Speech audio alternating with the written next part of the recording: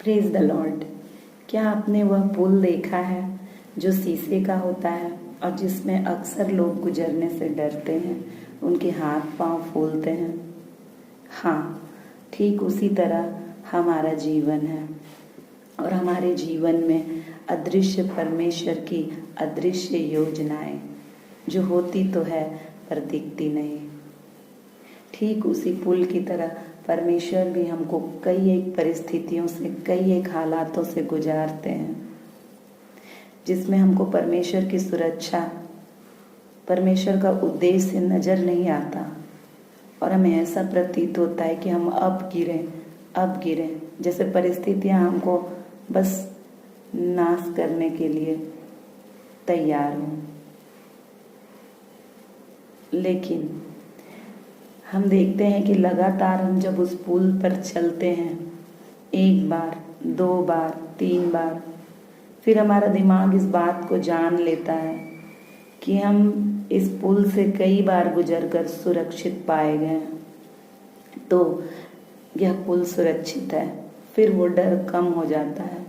ठीक उसी तरह अगर हम परमेश्वर के उपकारों को, परमेश्वर की दया और कृपा को, उन्होंने हमारे जीवन में कैसे सुरक्षा प्रदान की, कैसे वो हमारे जीवन में कार्य करते आए, जब हम मुड़कर देखेंगे और अपने दिमाग को याद कराएंगे तो हमारा डर खत्म होता चला जाएगा और परमेश्वर की सुरक्षा और आश्वस्तता पर हमारा विश्वास गहराता जाएगा। फिर हम उस अदृश्य पुल पर भी बहुत ही हिम्मत के साथ में अपने कदम रख पाएंगे, बहुत ही मजबूती के साथ कदम रख पाएंगे। इसके लिए जरूरी है कि हम उस अदृश्य पुल को छू कर देखें। हमको अपने आत्मिक ज्ञानेंद्रियों को सक्रिय करने की जरूरत है।